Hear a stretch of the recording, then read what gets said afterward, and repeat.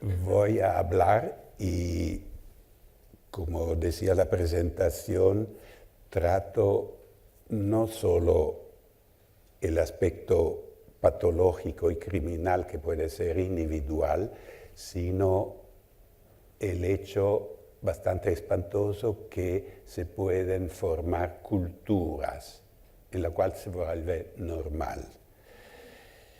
Entonces, para mí que soy psicoanalista junguiano, uno se pregunta y trata de desarrollar las raíces de esto, es decir, mirar si hay en la antigüedad, en temas míticos, ¿no?, que hacen alusión.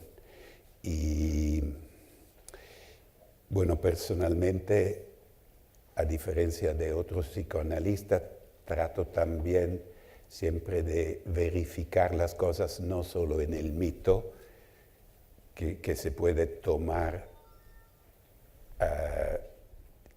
lejos de sus raíces, sino de dejarlo también de analizar esto también en situaciones históricas. Entonces voy a hacer primero una premisa sobre la identidad de género, la identidad masculina. Segundo, hablar del mito, particularmente el mito de los centauros. Tercero, de las implicaciones históricas, histórico-sociales.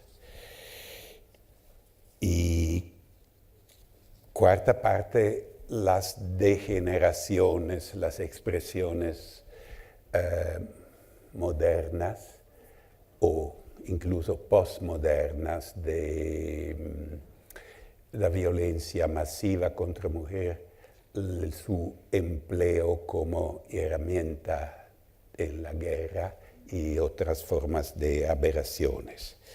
Y luego, se queda tiempo, muestro algunas imágenes y claro, trato de debatir con el público. La identidad masculina, yo trabajé bastante en el tema, sufre de una flaqueza estructural que no es comparable a la femenina, ¿no? Tenemos que a veces olvidar los esquemas mentales, los paralelismos, masculino, femenino, etc. Hay diferencias fundamentales debidas a la historia e incluso a la biología.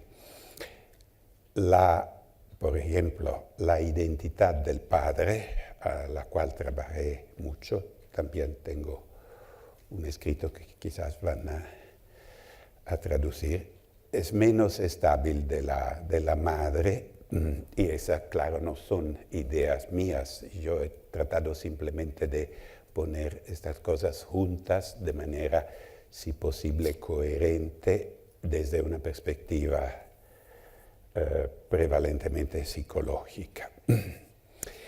Es menos estable porque es mucho más reciente.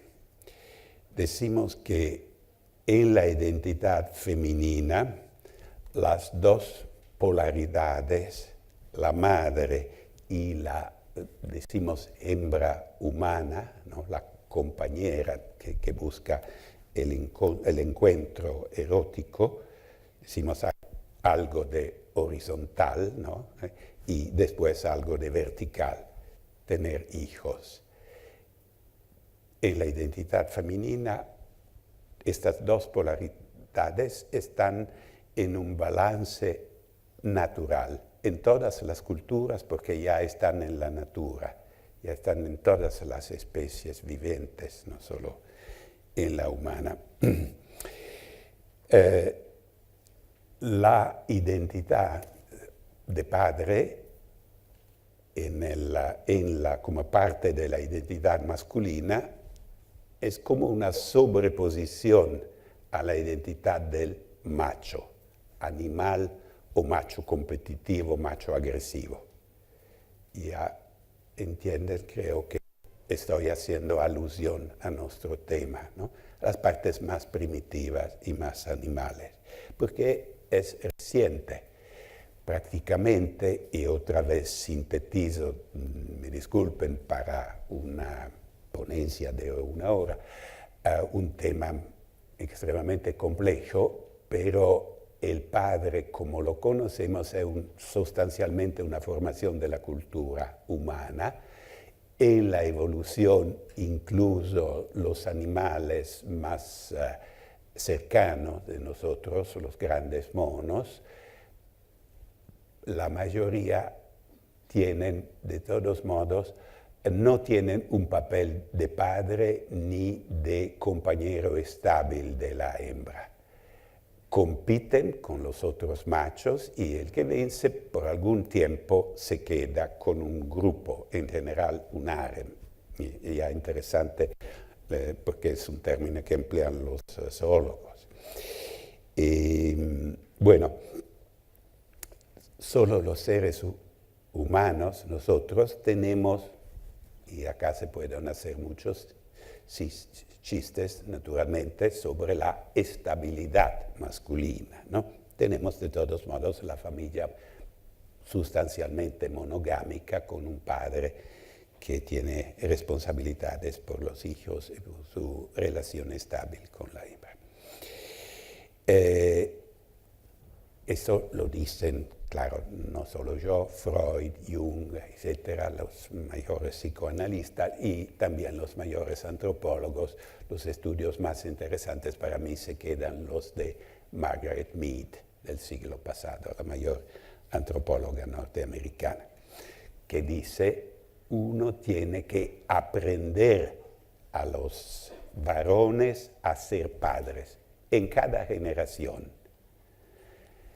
Por lo contrario, a pesar de excepciones, pero uno no tiene que aprender a una mujer a ser madre, ¿no? Está claro en la naturaleza, no solo en la cultura.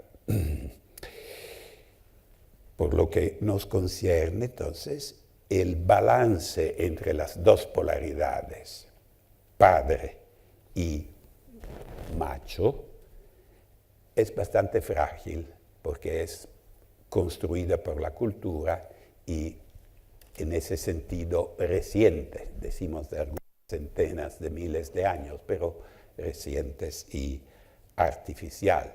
Sustancialmente es la historia que nos ha dado el padre. Eso significa que la historia puede recogérsela. Y en algunas situaciones eso pasa. Y de alguna manera ya hablamos, claro, sin ingresar a otro tema muy complejo, porque padre y patriarcado no son exactamente la misma cosa. Patriarcado es toda la sociedad, organización social, pero simplificando para nuestras necesidades aquí, nosotros vivimos, se dice muchas veces, en una sociedad que es o se está volviendo postpatriarcal, ¿no? Postpatriarcal. Y bueno, otro tema muy interesante que tocamos indirectamente allí es el hecho que la cuasi abolición, por lo menos en la llamada sociedad occidental, del patriarcado y de muchísimos aspectos tradicionales de la figura paterna, abolición o disminución muy necesaria a causa de los abusos históricos de parte de los padres, y entiendo abusos en cada sentido, pero esta disminución ha generado la pérdida de calidades, no solo de los excesos de poder, ¿no? Eso.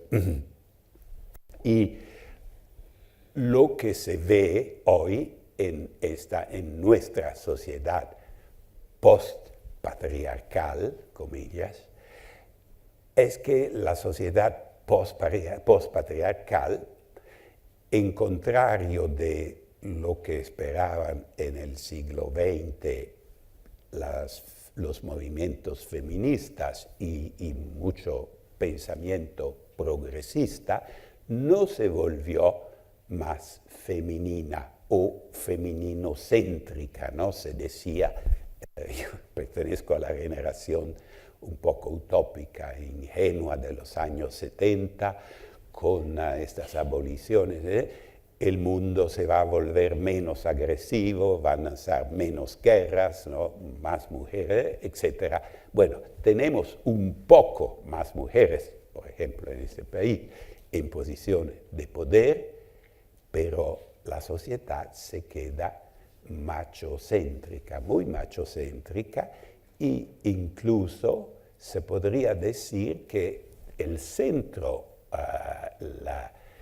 del balance se queda masculino, pero no patriarcal, sino machoarcal probablemente. Es decir, tiene mucho de la imprenta del macho competitivo, del macho prepaterno, del macho agresivo animal.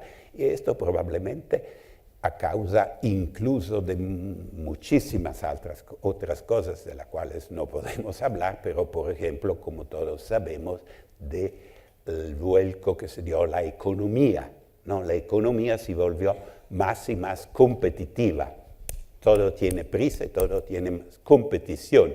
Entonces hay muchísimos chistes en italiano, seguramente en español también, sobre las mujeres que tienen buena posición, que son guerreras y machos aún más que los guerreros tradicionales, ¿no? En ese sentido, entonces no hubo una desaparición del centrismo masculino, sino una desaparición de los aspectos paternos, sustituidos a veces, bueno, no solo, claro, por machos agresivos, también hay padres muy acudientes. En italiano tenemos la expresión il mammo, que no existía antes, ¿no? No sé si me entienden, ¿no? El mamá, algo parecido, que es muy buena cosa, pero no es suficiente para llenar los vacíos dejados por el orden patriarcal, ¿no? Bueno, decía otra consideraciones pertinente a esta premisa de género es que tenemos que no olvidar que no solo algunos crímenes como la violencia sexual, el estupro, sino los crímenes en general son machocéntricos en el mundo, en los diferentes lugares, cultura, países, etc., pero prácticamente, para decirlo, no hay estadística, pero queda muy, muy claro que, por ejemplo, midiendo el número de presos en las prisiones de cada país, siempre entre el 80 y 90% son de género masculino. Algo interesante porque por lo que concierne la fragilidad, la flaqueza de la identidad masculina en las últimas décadas, es el hecho que, medido más precisamente en las últimas 2 décadas por el OCDE, la sigla española, acrónimo español, creo significa Organización para la Cooperación de Desarrollo Económico, una de las más grandes organizaciones mundiales, de la cual hace parte desde algunos años incluso Chile y todas las mayores economías, miden los resultados escolares, particularmente por la escuela secundaria, lo que resulta en los últimos 20 años es que hay como una, se dice, tejera, ¿no?, abierta. Y los resultados masculinos se van bajando. La diferencia con los femeninos, que hace 20 años ya existía, pero no era relevante, sigue incrementándose y prácticamente solo se queda la matemática, donde los varones más o menos tienen los mismos resultados que las chicas, ¿no? Pueden competir. En todas las otras, particularmente disciplinas humanísticas, es una catástrofe. Esas son cosas bastante importantes de las cuales no se discute de manera orgánica, ¿no? Trato simplemente de tirar hilos, no tenemos la posibilidad y intenté solo de tomar informaciones relevantes sobre el tema, pero necesitaría muchísimos más estudios, ¿no? En ese panorama, con una situación crítica por el género masculino, correspondiente, como se decía, a su menor estabilidad con las épocas, ¿no? Cuando la cultura cambia, el género masculino cambia más, y típicamente en tiempos como los tiempos de hoy, en los cuales muchísimo cambia, a veces se dice en una generación cambia más que antes cambiaba en un ciclo, ¿no? Ahora se dice en una década hay más cambios que antes en un siglo, ¿no?, a causa de las novedades tecnológicas, económicas, etc. ¿No? ¿Qué va a pasar en general con nuestra sociedad occidental, pero particularmente qué va pasando y qué va a pasar con el género masculino? Hay regresiones y las informaciones sobre la violencia sexual claramente están al centro de ese tema, porque esta es una forma de regresión de la identidad masculina muy extrema, en regresión al animal de alguna manera, o no al animal, porque los animales no cumplen estupros de masa como los seres humanos. Y claro, tenemos la gran pregunta que todavía ninguno ha verdaderamente contestado: si las noticias, crecientes noticias de violencia sexual que llegan a nuestros medios de comunicación masiva representan verdaderamente un crecimiento de la violencia o incluso casi algo de contrario, una buena noticia, es decir, una mayor conciencia entre las mujeres del problema y una mayor acción de las fuerzas policiales que toman noticia de la violencia y tratan de hacer algo, ¿no? Eso no es claro, por lo que veo, sea en Europa, sea en Norteamérica, sea en América Latina. En italiano, como en español, la violencia sexual se denomina stupro, estupro. Y bueno, como decía, como soy analista junguiano, yo creo que existe algo que llamamos inconsciente, no solo personal, inconsciente colectivo. Entonces las palabras también tienen su inconsciente, es decir, las significaciones que hemos olvidado todavía dicen algo, ¿no? A veces uno dice, el significado originario, disculpe, es eso. Y la palabra llega del latino, stupor, estupor, sorpresa, espanto, y eso tiene relación con el hecho al cual hacía alusión, es decir, que una consecuencia típica de la violencia sexual es el silencio, a pesar de ser un crimen que sería necesario denunciar, ¿no? Pero es una reacción cuasi natural, falta de palabra en el individuo, en la mujer. Pero también en la cultura no se habla suficientemente de eso. Me pareció, prácticamente esto es el tema que yo traí en un festival cultural italiano que es exactamente el gemelo de Puerto de Ideas. Y bueno, fue me parece, bastante importante, me pidieron como consecuencia de publicarlo, y tengo que decir que agradezco a Chantal Signorio, a la directora, porque en mi experiencia no es fácil ponerlo como título, ¿no? Todos están de acuerdo que sería necesario hablar más, pero cuando llega el momento dicen, no, pero hablar de esto, ¿no? Hablamos de algo más agradable.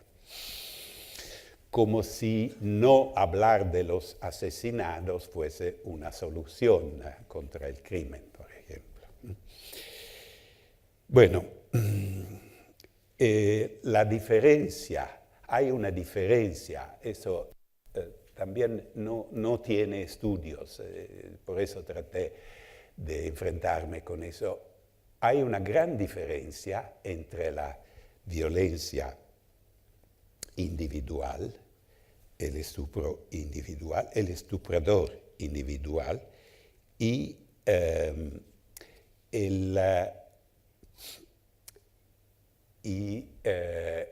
la colectiva, porque el estuprador individual sabe casi siempre de cometer un crimen, ¿no? De estar en contra de la ley, y se esconde, trata de hacer todo como un criminal, como un ladrón, decimos.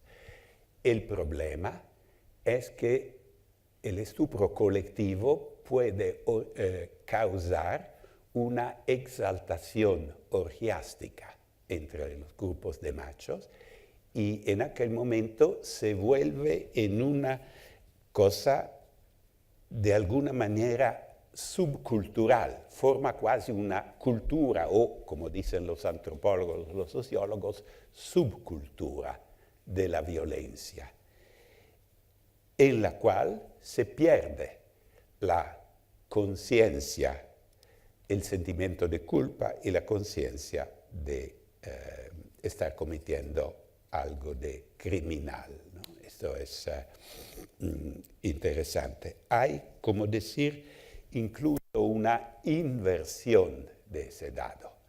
Es decir, que, claro, el violentador individual trata de esconder lo que ha hecho. De lo contrario, en el grupo que practica la violencia sexual de masa, grupal, se avergüenza el que no participa. Eso se lee en las crónicas, desafortunadamente, y significa algo. Y me parece que sea algo de importante para mi profesión, para los psicoanalistas. Y me parece que sea también importante para los seres humanos de género masculinos, no solo, tiene que ser estudiado no solo por los grupos feministas. Bueno, el mito. El mito expresa de manera general y histórica algo que es, como decía Freud, como el sueño de toda la humanidad, un sueño colectivo. Tiene esta posibilidad de expresar algo. Y si nuestra psique es, como cree cada psicoanalista, parecida a un iceberg, ¿no? Es decir, la parte que se ve, que conocemos de nosotros, es solo una pequeña parte, un poquito más que la décima parte, ¿no? Los mitos pertenecen a la otra parte y los mitos de agresión y de violencia, particularmente al inconsciente y al inconsciente colectivo. En la mitología griega, que a través de Roma, griego-romana, y después se vuelve europea y después se vuelve occidental, la mayor mitología de la antigüedad, existen los centauros, que son seres mitad humanos y mitad caballos.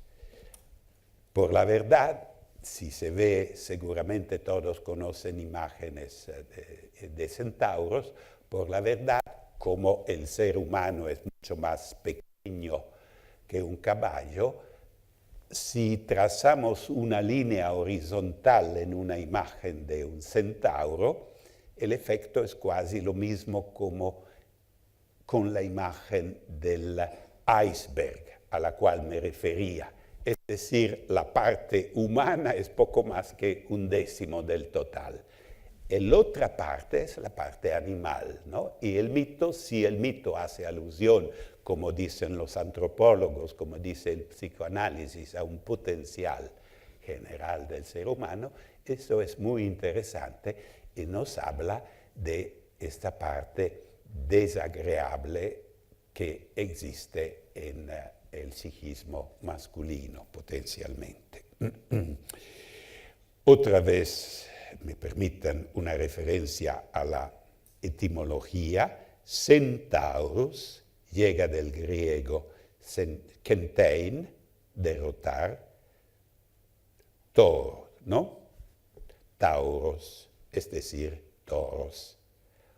Otra vez una alusión a la potencia masculina, ¿no? El símbolo del toro es aún más fuerte de los toros, es decir, del animal que más se toma normalmente como símbolo de la sexualidad masculina, o incluso algunos dicen también una origen etimológica en el latino, 100, es decir, los centauros están representados normalmente en grupo y prácticamente en el mito casi no hay centauras femeninas. La única manera que conocen de relacionarse con el femenino es la violencia.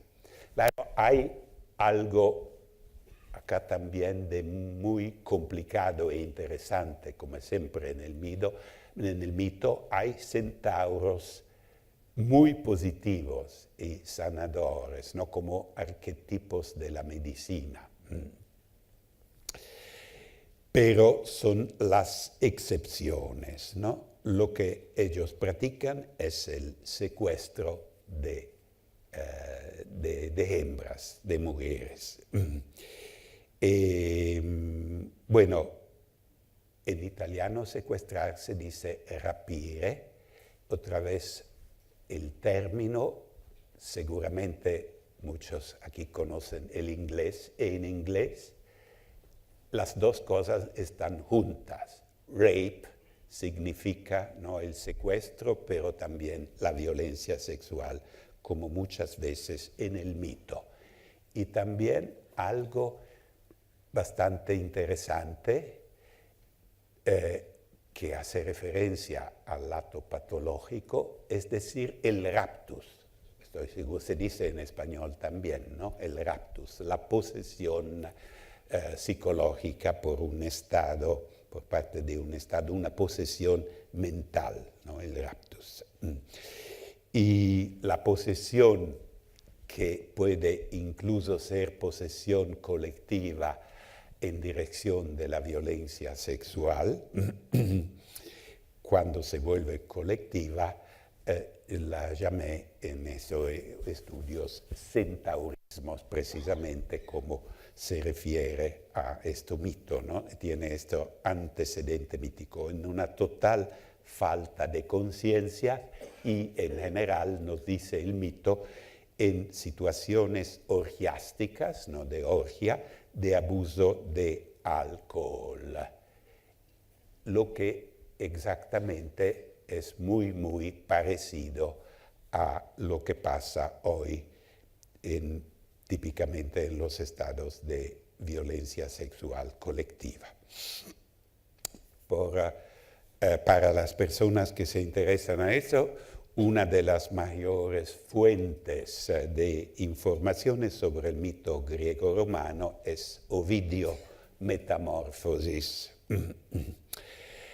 En general, lo que también es muy simbólico, los centauros y los episodios de violencia sexual, los griegos tienen casi miedo, ¿no? Porque como tienen miedo a su parte animal, que tratan de contener con el relato mítico, y los sitúan en Tesalia, que muy simbólicamente es el límite entre la Grecia antica y los pueblos bárbaros, donde todo puede pasar, donde no hay ley, decían también los mitos, ¿no? Y allá vivían los centauros y hay la guerra mítica entre los centauros y los lapitas. Los lapitas son también un pueblo de esta región, de Tesalia, en el norte de Grecia, y para las bodas del rey Pirito, del rey de los lapitas, son invitados también los centauros. Los centauros agradecen muchísimo el vino de la boda y después de esto agradecen incluso a la reina, a la esposa, entonces secuestran a la esposa, es una mezcla de horror, ¿no? Hipodamia.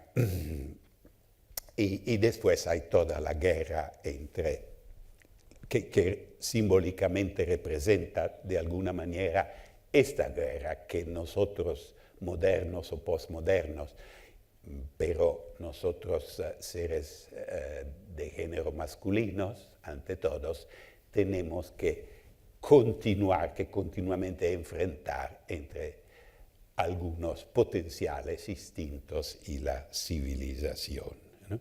Hay también otro episodio en las Metamorfosis, la Virgen Seni, también en Tesalia, se está paseando a la playa y el dios del mar, Poseidón, el hermano de Zeus, la ve, es tan bella, era como siempre en el mito, la más bella y todavía era una virgen, que él la aguanta y la posee con violencia.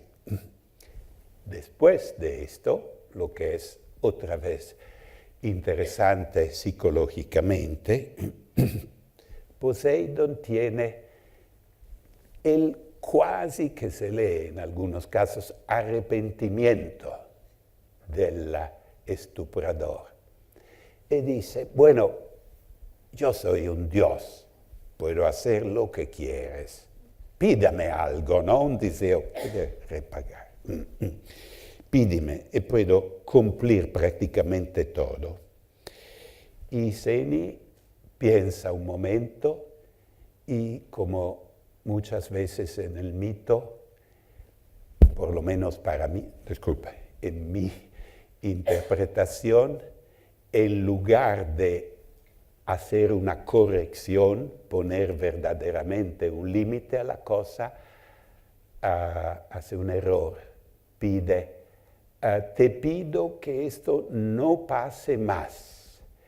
Y Poseidón, para cumplir, la transforma a Seni, la virgen muy bella y muy graciosa y frágil, etc., en un guerrero invencible.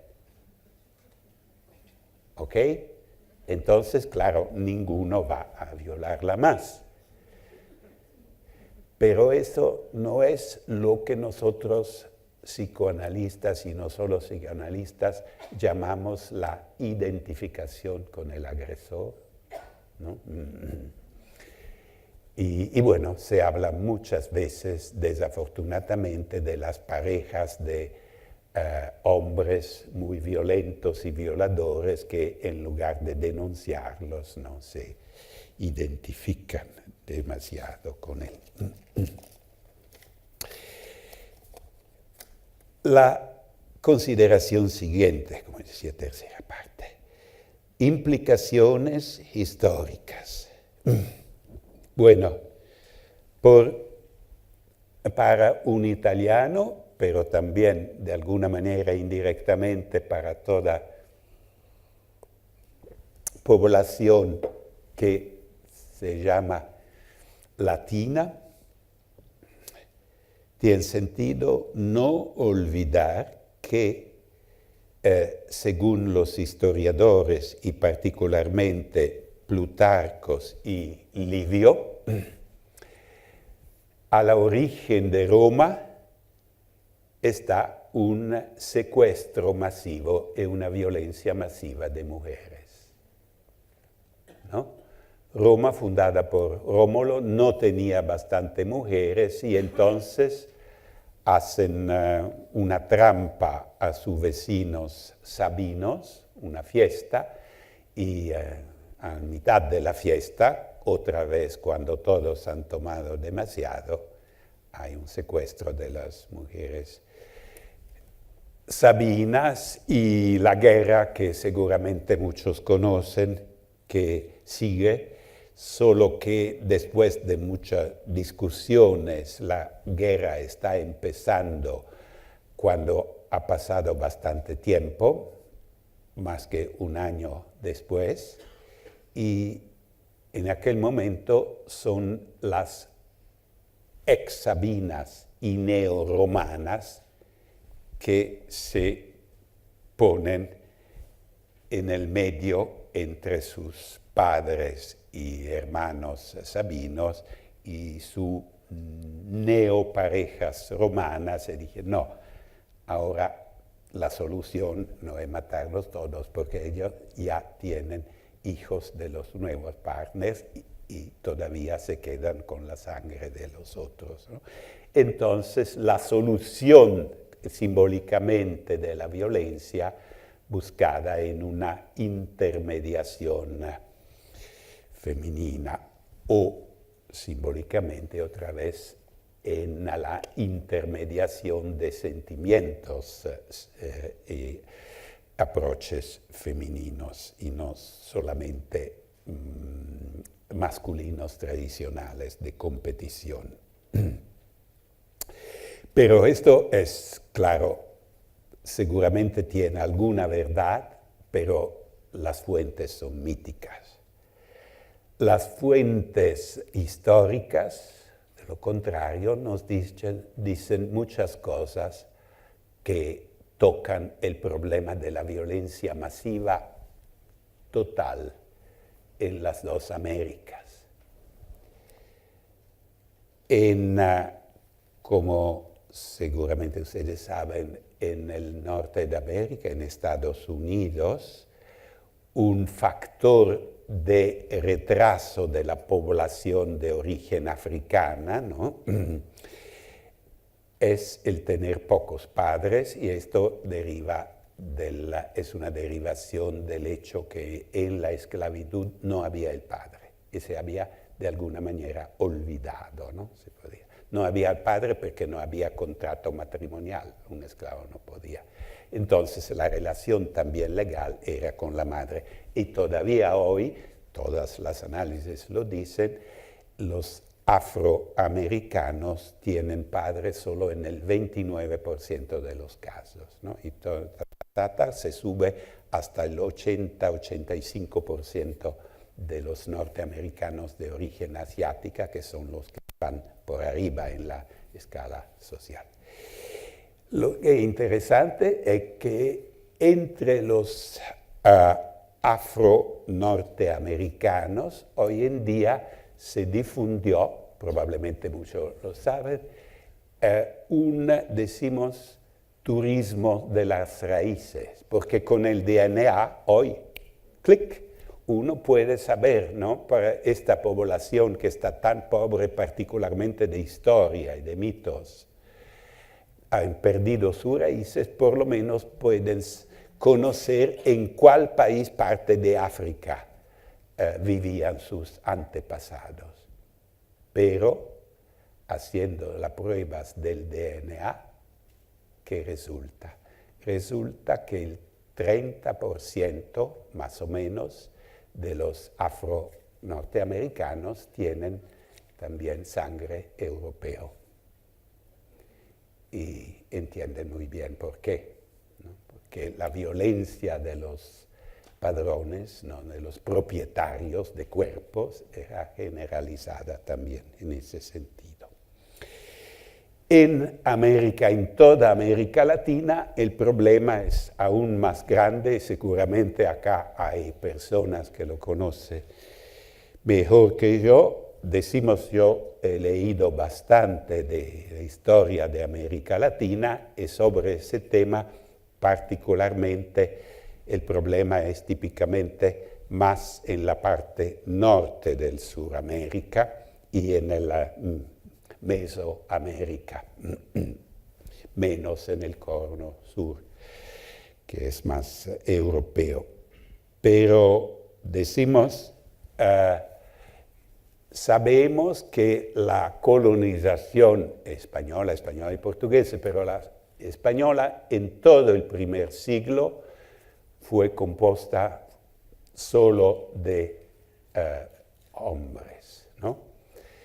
Y que hacen, y en los siglos siguientes, un poco de mujeres y más, pero el balance era totalmente, faltaba de balance. ¿Qué hacen millones de machos cuando viven por décadas, generaciones, siglos?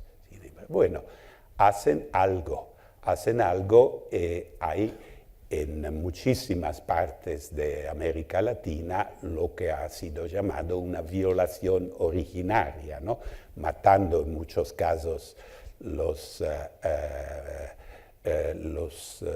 indios o poniéndolos en las minas a trabajar y tomando las mujeres para otros trabajos que incluían la vida sexual, sin tener relaciones legítimas. Ese es un problema, como sabemos, histórico. La Iglesia tuvo que intervenir muchas veces, pero, como decía, seguramente muchos conocen esto, no hay bastante estudios sistemáticos sobre esto. El estudio más conocido se queda, quizás creo, el primer y probablemente más conocido libro de Octavio Paz sobre la identidad mexicana, ¿no? El laberinto de la soledad. Con esto, que habla de esto complejo, se puede emplear el término, que es un término precisamente junguiano, complejo de inferioridad a causa del mestizaje, cuando una gran parte de la población deriva de ese origen de violencia y mestizaje, ¿no? La condición, bueno, por ejemplo, es interesante para mí porque la palabra meticho, mestizo en italiano casi no tiene el sentido que tiene en español muchísimas veces, ¿no? Que casi un correspondiente en muchos países de bastardo. Y la última parte, la violencia sexual de masa en la modernidad, que es, la tengo que ahora no prolongar demasiado, pero también decimos, he estudiado esto y hay otros estudios, he tratado de ponerlos juntos, una incluso redirección de instintos humanos, particularmente masculinos, los instintos de competición, pero también los instintos de la caza, ¿no? Porque nuestros antepasados han sido agricultores solo poquísimos, algunos miles de años, pero por mucho más tiempo cazadores, ¿no? Y hubo seguramente una selección natural por los mejores cazadores, incluso los seres otra vez masculinos derivando de animales tienen ese instinto a la competición entre machos para elegir las mejores hembras. En las guerras parece se emplea quasi, a veces se tolera, a veces se anima quasi indirectamente, no se escribe en las tropas el estupro de masa porque permite de solidaridad, la solidaridad de la tropa, ¿no? Con una redirección. La guerra, decimos, anima, activa los instintos más feos del ser masculino, pero la competición intermasculina no tienen que evitarla, se pertenecen al mismo ejército. Entonces, hay la redirección del instinto, no soltanto contra los, claro, enemigos, sino como conquista de un poblado, contra las mujeres. Y, claro, hay tradiciones también en las guerras primitivas como premio.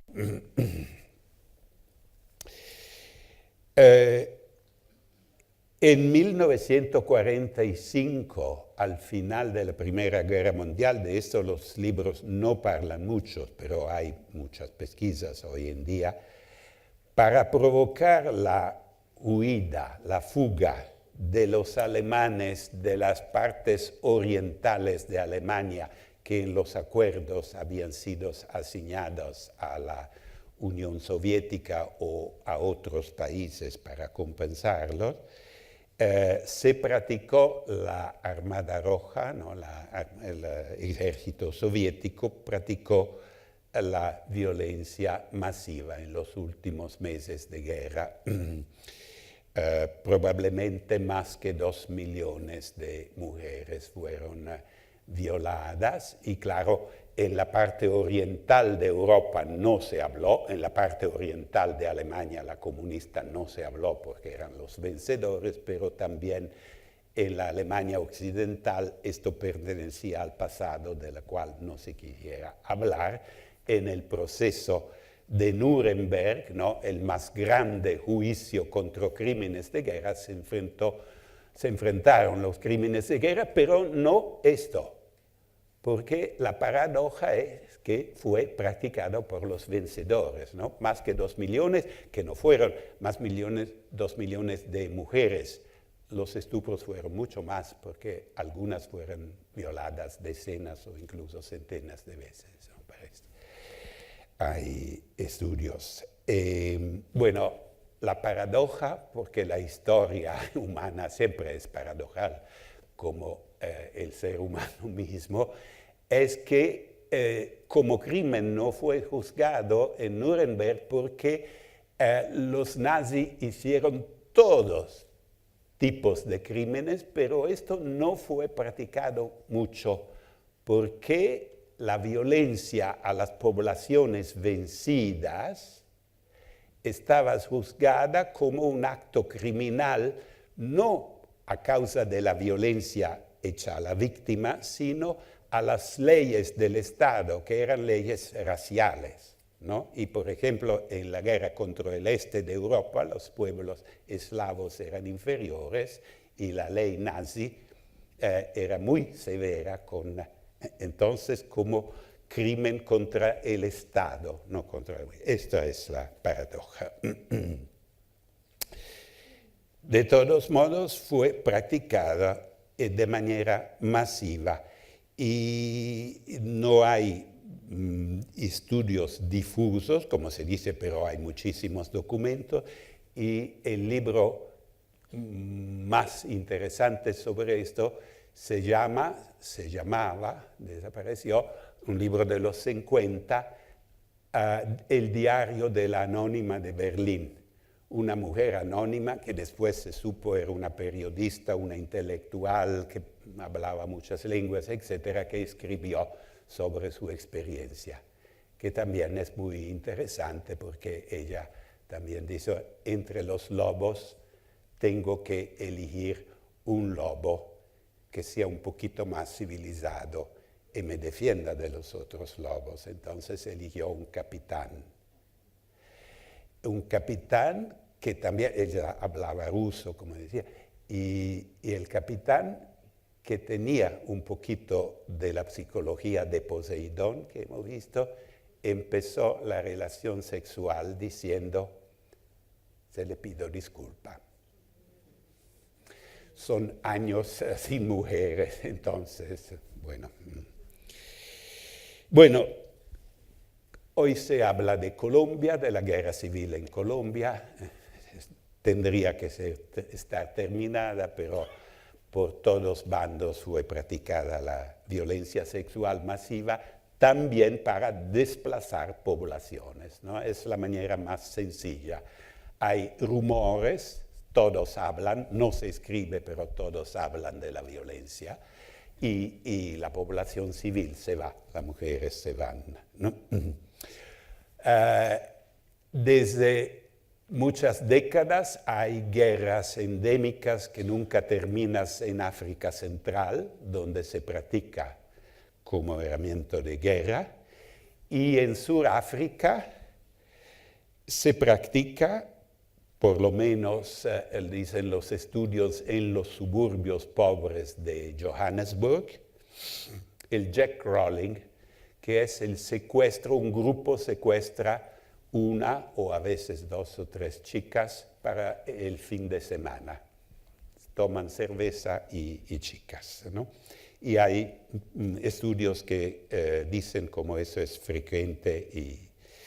Y hay también el corrective rape, el estupro correctivo en Sudáfrica, porque acá también tenemos una paradoja, ¿no? África del Sur tiene la Constitución de Mandela, es decir, una de las constituciones más progresistas, no solo, claro, de África, sino del mundo, y tiene, creo, las bodas gays desde los 90, ¿no? El regreso de Mandela.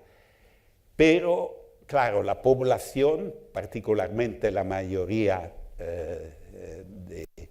africana, no tuvo el tiempo, tiene una mentalidad extremadamente machista. Entonces se practican violencias colectivas a las mujeres lesbianas como forma, dicen, de terapia, ¿no? Y bueno, para terminar con mis consideraciones, porque ya hemos contado bastante cosas problemáticas con las cuales tenemos todos que enfrentarnos, no solo los movimientos feministas, como decía. El problema es que en algunas partes del mundo, no sé bastante de Colombia, pero seguramente en Centroáfrica, como estas formaciones, estas guerras con grupos paramilitares, ¿no? Fueron reclutando niños más y más jóvenes, porque hoy en día una ametralladora es muy liviana y muy eficaz y muy barata, ¿no? Puede dejarla a los niños y matan como los adultos.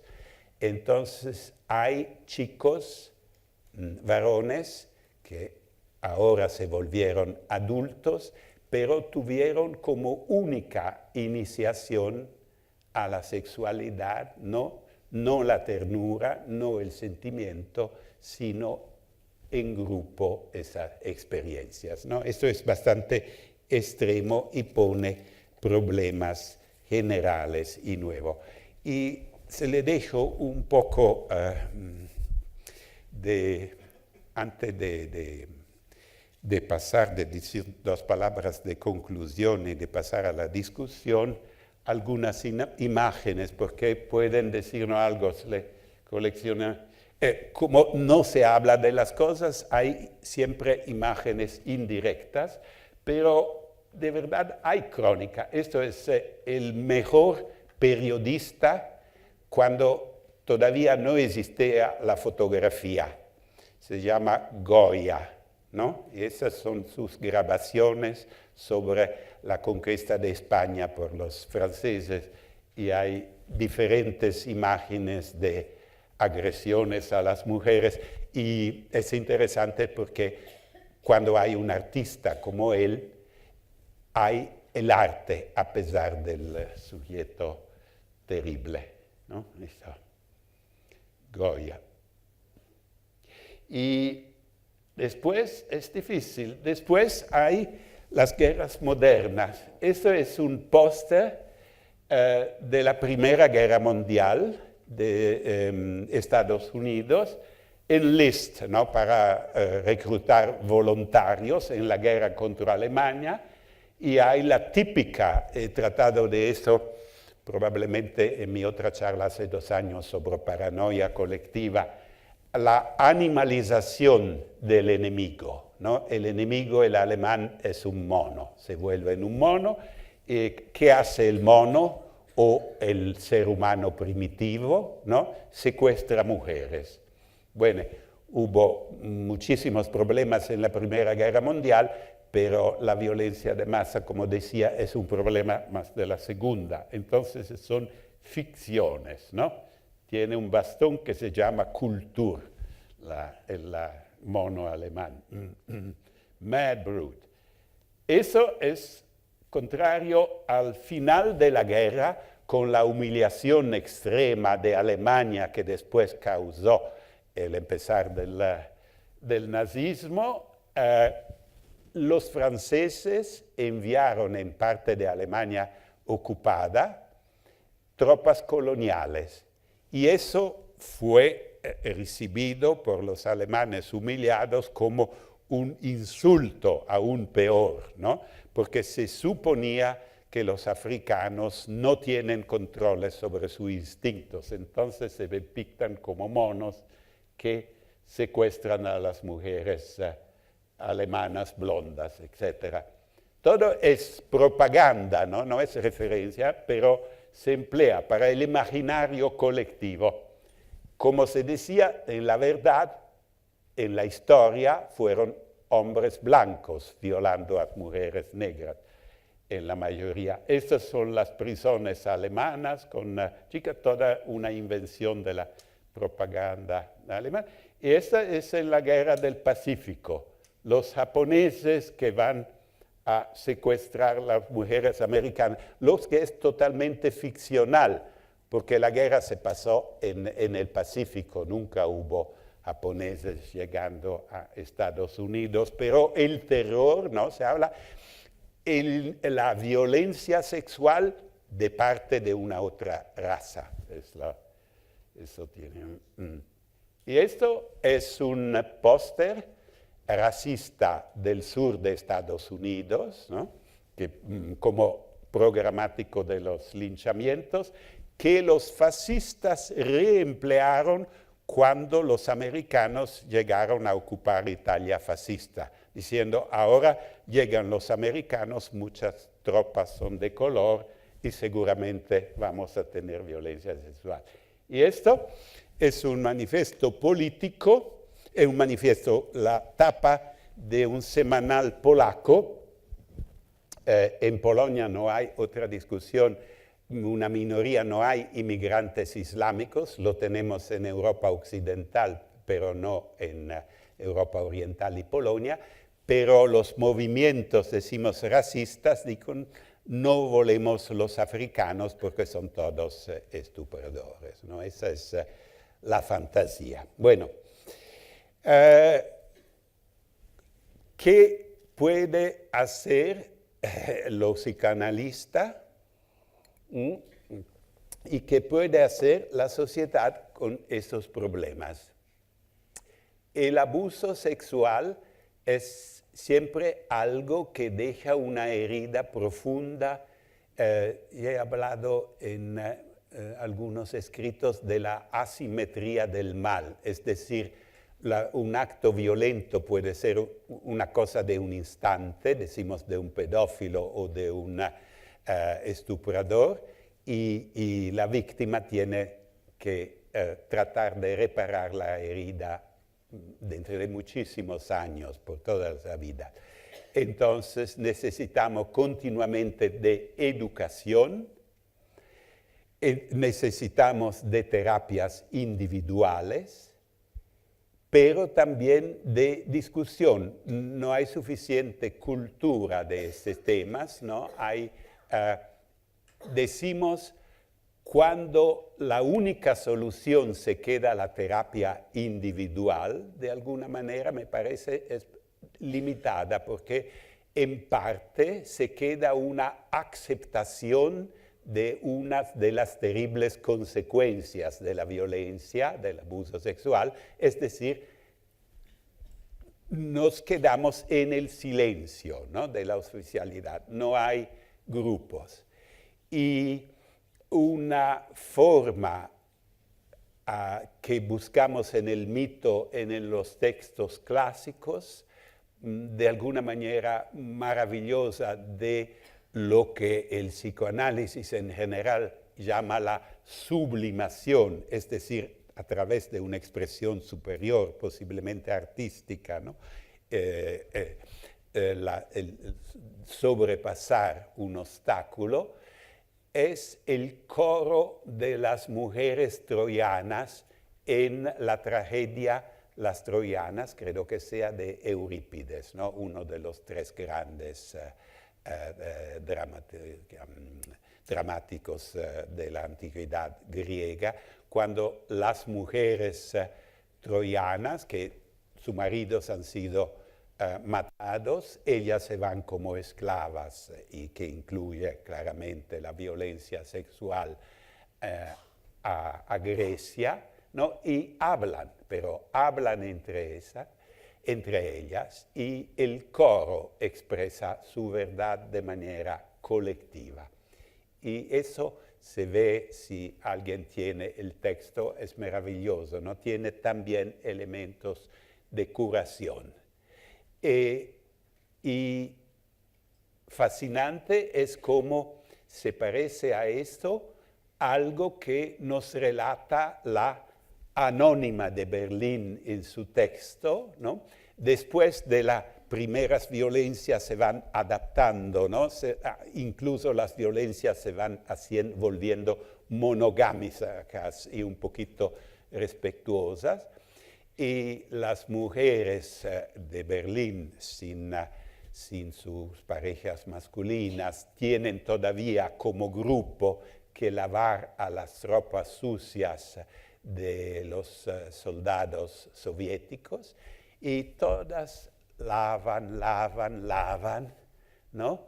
Y eso es interesante porque es también simbólico, ella lo escribió sin darse cuenta, y como no saben qué hacer, es una situación muy desesperada, no saben qué decir, una joven, que era claramente una de esas chicas muy exitosa en la escuela, empieza a recitar poesías.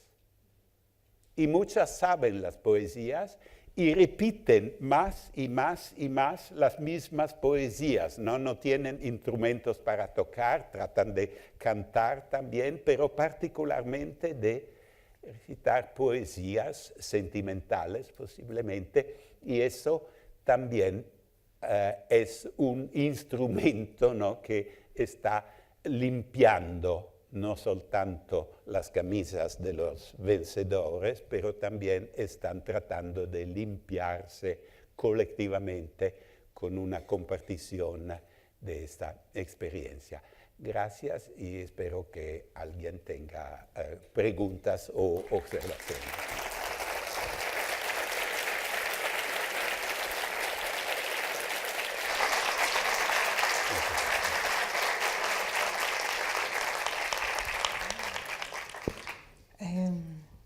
Buonasera, acá. Qui. ¿Dónde? No veo, disculpe. Acá. Acá. Piacere. Mi pregunta es la siguiente. ¿Cuánto me ha hecho mucho reflexionar todo lo que acontece en mi país respecto de la violencia masculina, ¿sí?, hacia las mujeres? Y me ha surgido una interrogante. ¿Cuánto incidimos nosotras las féminas, cumpliendo el rol de madre, en este ser humano violento? ¿Qué responsabilidad tenemos nosotras mismas, que formamos a este ser humano, que lo criamos, que lo tenemos en nuestro vientre? ¿Qué responsabilidad nos cabría a nosotros en algún sentido? Me surge esa interrogante y creo que me encantaría que pudiera ayudarme a dilucidar un poco desde el psicoanálisis. Gracias. Sí, es una pregunta muy importante. No sé si puedo contestar porque tengo intuiciones y no experiencias, ¿no? Esto es típico de la madre. Uno tendría que preguntar a madres y posiblemente a madres de hijos de sexo masculino, varones, ¿no? Me parece que a veces hay, bueno, eso los padres también, no solo las madres, pero tenemos que hacer atención cuando confirmamos demasiado a los niños en su complacencia, por ejemplo, por ser de sexo masculino, por ser más fuerte, por tener un cuerpo que tiene algo que creen implique esta fuerza, etc. En la educación creo que todavía se exagera ofreciendo confirmaciones a los machos simplemente porque son machos. Bueno, tengo una experiencia psicoanalítica que tenemos mi esposa y yo, es de trabajar a la formación de psicoanalítica en China. En China la diferencia todavía se habla de América Latina, pero el machismo y la diferencia entre el varón y la hija es enorme. Y las madres confirman continuamente los niños de sexo masculino diciéndole que son algo de excepcional en tanto masculinos. Esto no debería pasar.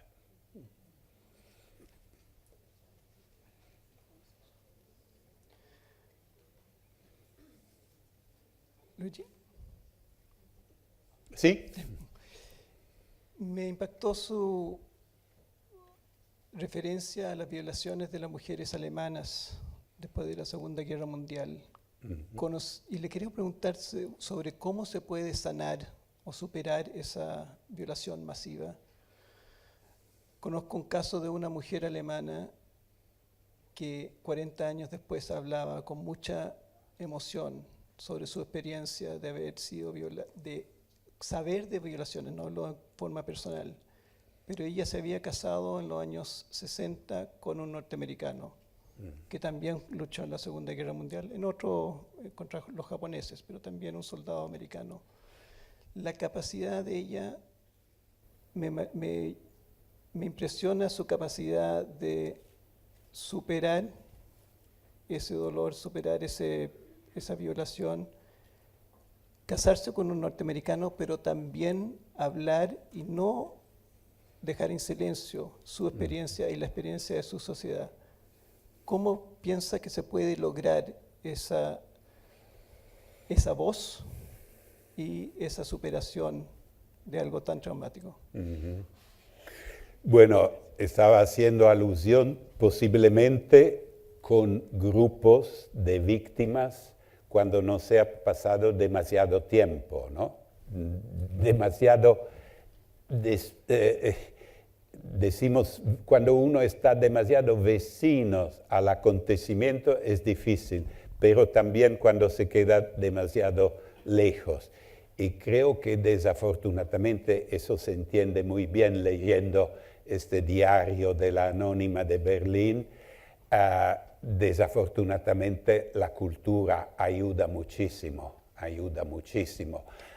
Ella relata cómo claramente entre mujeres de buena educación, lo que no era tan normal en la Alemania nazi, porque el nazismo tenía una distinción enorme, ¿no? Enorme, aún más que el fascismo, ¿no? Las mujeres en casa, así, cómo trataban de integrar la herida haciendo chistes, por ejemplo, ¿no? Decían, bueno, pero mejor, ¿cómo era? Sí, mejor los rusos sobre tu panza que los americanos sobre tu cabeza, porque antes, hasta la conquista, a la llegada de la Armada Rosa, tenían las bombas norteamericanas, ¿no? Y ellas te mataban. Después, los soviéticos simplemente hacían algo diferente, ¿no? Eso decimos con un sarcasmo, ¿no? Y un humorismo que es muy típico de los intelectuales berlineses de aquel tiempo. Lo que decimos un Estado eficiente como el alemán, nunca, que yo sepa, propuso grupos de esto, ¿no?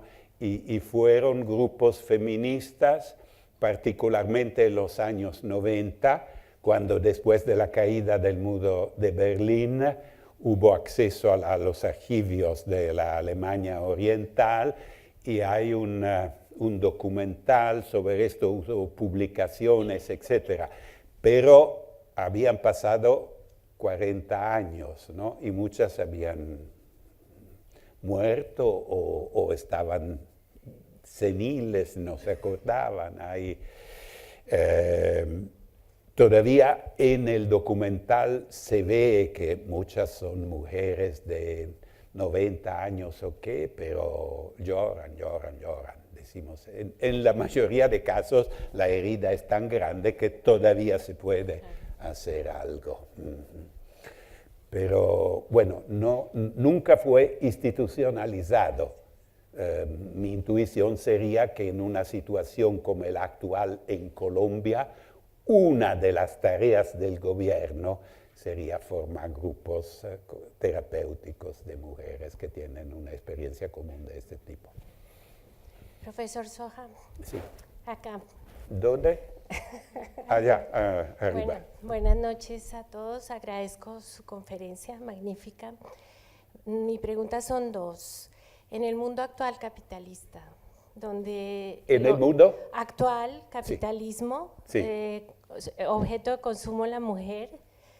Quiero que me hable un poco de ya el arquetipo en el mundo moderno, esta violencia contra la mujer que es, creo yo, relacionada con ese consumismo tan terrible al que hemos llegado, ¿no? Sí. En segundo lugar, soy colombiana. Conozco un poco el tema de la violencia contra la mujer y efectivamente tenemos trabajo de mujeres como el que usted está planteando para elaborar y poder salir adelante, ¿no? En grupos, comunidades de nuestro mundo. Les quería contar, pero quiero sobre todo enfocarme en el tema del capitalismo, un poco que nos cuente cómo lo ve usted como psicoanalista. Bueno, a pesar de estar un poquito psicoanalista atípico que se ha ocupado de temáticas sociales e incluso económicas, como mis primeros estudios fueron en economía y sociología, decimos, he escrito algo sobre el consumismo. No es solo el capitalismo, porque es el consumismo, decimos, la presencia de objetos y la economía y la sociedad centrada demasiado en el adquirimiento cada vez más rápido de objetos. Yo creo que esto nos condiciona. Hay algo, quizás está también mi libro pequeño, La muerte del prójimo, ¿no? Como la tecnología nos condiciona a Internet, ¿o sí? A reacciones cada vez más rápidas, ¿no? Tenemos la attention span, dicen los estudios norteamericanos, se va cortando y cortando. Y para tener reacciones morales en general, por lo contrario, necesitamos tiempos de reacciones más y más largos, ¿no? Para reflexionar. Y claro, para controlar los impulsos sexuales. Pero cuando todo se vuelve en un objeto de... Entonces, todo se vuelve en objeto de consumo, entonces el consumismo, entonces el cuerpo, particularmente el cuerpo de la mujer, claro, esto no tengo que decirlo yo, esto lo dicen los grupos feministas, pero en general es una cosa muy compleja que tiene a ver también con el abuso de tecnología, ¿no? Y la falta de paciencia que tenemos y muchas mutaciones. Y esto también sí es algo que implica una educación que tiene que empezar lo más temprano posible, ¿no? Porque el consumismo es algo, por ejemplo, hacía referencia a mi mujer que es analista de niños y ella dice que cada año en Italia, por lo menos en la clase acomodadas, los niños tienen los smartphones más y más temprano. Y con los smartphones se acostumbran ya en la escuela primaria a ver imágenes pornográficas o cuerpos de mujeres, etc. Esto es otra vez una deformación educativa, ¿no? De la cual muchos padres no se dan cuenta, porque pasa por, bueno, hago un regalo a mis niños, soy muy orgulloso de dejar mis hijos en condiciones mejores de otras, ¿no? Pero hay una complejidad de peligros que yo relacionaría no solo al capitalismo, porque en fondo lo que sobrevivió y lo que sobrevive, diciendo yo conozco bastante bien a China, es totalmente lo mismo que el mundo occidental, ¿no? La producción masiva de objetos y el primato materialista en la relación con el objeto que adelanta la relación con las personas, ¿no? Bueno, no sé si contesté porque estoy contestando de demasiadas maneras, ¿no? Pero no, para sintetizar, no es solo en relación con el capitalismo, es en relación en general con el exceso de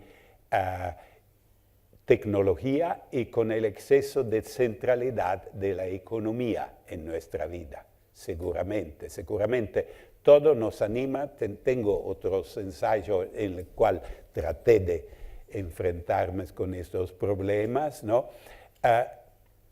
Nosotros estamos cada día empujados a hacer algo que haga crecer ¿cómo se dice? El PIB, Producto Interno Bruto, ¿no? Interior bruto, algo así, ¿no? Entonces, no sé, la cosa más sana para la educación, una familia que se sienta a la mesa y habla todavía, no produce PIB, ¿no? No se produce porque solo hay la comida. Bueno, eso tiene que comprarla, pero no hay un extra. Ahora los niños se sientan y tienen su tablet, miran a la televisión, etc. Pero se pierde el control de la educación. Eso es un estándar y decimos, en ese sentido, parece las estadísticas europeas dicen que a Italia le va un poquito mejor, porque es tan importante el culto de la comida que todavía se come bastante juntos, ¿no? El peor le va al norte, particularmente a Inglaterra, al Reino Unido, donde el patrón es mucho similar al norteamericano y los niños se sientan frente a la computadora y comen, como se dice, basura, ¿no? Como se la llama, nutrición basura, trash food. Entonces hay, sí, claro, una vida menos capitalista, un poco más socialista o más social, pero es muy complejo porque no es solo la estructura económica, es también la estructura tecnológica de nuestra sociedad.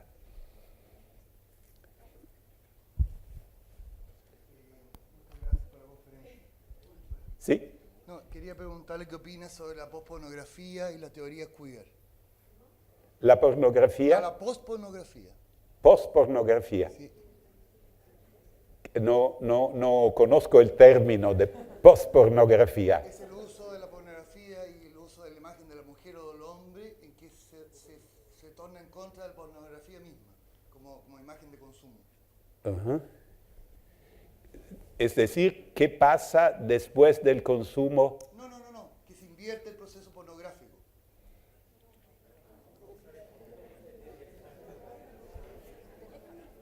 No conozco.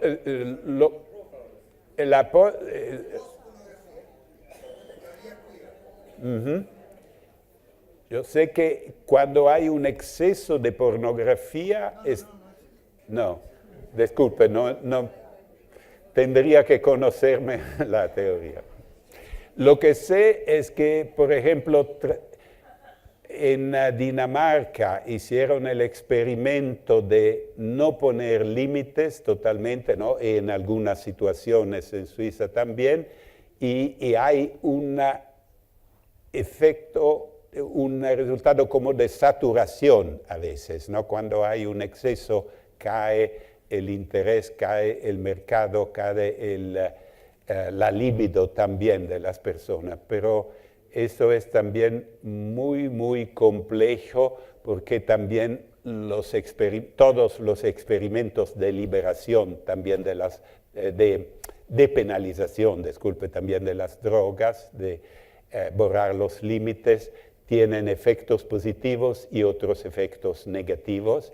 Y en general decimos, por lo que concierne lo que el psicoanálisis tradicional de Freud llama la libido, ¿no? Por la primera vez, es una cosa bastante interesante e impactante, asistimos a una caída general de libido y a una caída de vida sexual en el ser humano medio, en Europa. Por lo menos en Inglaterra, donde tienen otra vez estadísticas completas, ¿no?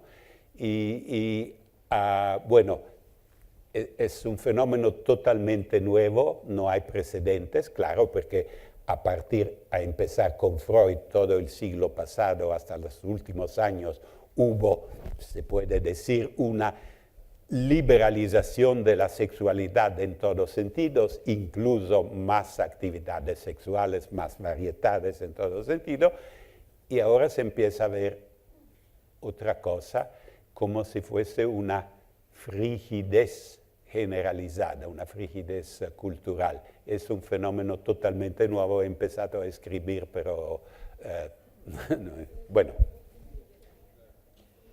¿Aló? Sí. Sí. Bueno, gracias por la charla, me pareció muy interesante el vínculo que hizo, no lo esperaba entre el mito del centauro y la violencia sexual, ¿no? Y algo bien antiguo de cómo la cultura refleja esas cosas. La pregunta que tengo un poco parecido con eso es, usted mencionaba que no sabemos si la visibilidad que se le da hoy en día a la violencia sexual es porque es algo que crece o porque estamos más preocupados y conscientes. ¿Qué le parecen ejemplos de la cultura popular? Pensaba, por ejemplo, este libro de 50 sombras de Grey y la glamorización del uso del control en el sexo y la violencia en el sexo como algo que genera una un interés y hasta una excitación, y un libro muy consumido por mujeres. Entonces me hace pensar en qué tipo de relevancia tienen ejemplos de cultura popular como ese.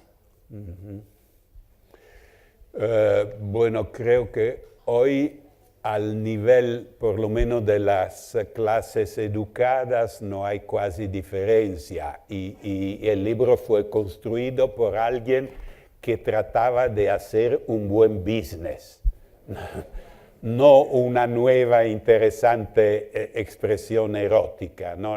Hay, claro, arte relacionada con el eros, pero es otra cosa. Entonces, no me parece tan significativo que había sido hecho por mujeres o hombres, porque el business pueden hacerlo todos. Me parece una operación, otra vez, casi en el sentido que decía hace un minuto, una expresión fría, no verdaderamente erótica, decimos, ¿no? Estudiadas a mesa, entonces sin verdadero eros. Y eso puede pasar a hombres, mujeres, todos. Acá. Muchas gracias, profesor, por su ponencia. A mí lo que me interesó muchísimo es el lado que usted muestra, su mirada, la mirada desde el lado masculino de este fenómeno. Y mi pregunta es la siguiente: cuando el psicoanálisis en general toma un mito griego, en este caso el del centauro, parece estar aludiendo a una característica que es bastante inmodificable del ser humano.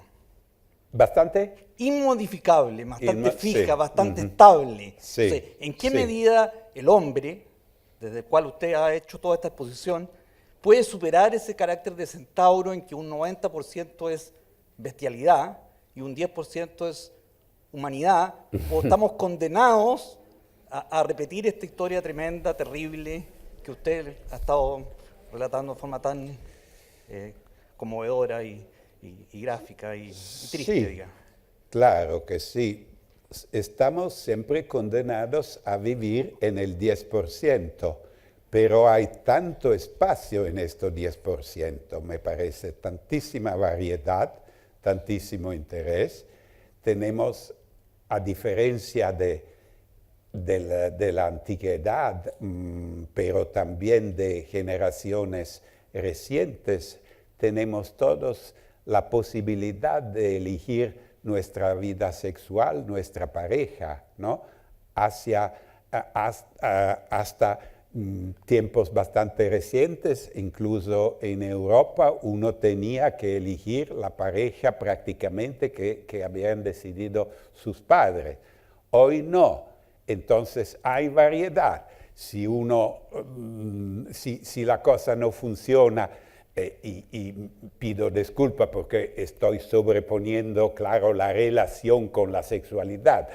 Es una complejidad, pero decimos el eros que incluye sexualidad y algo más amplio.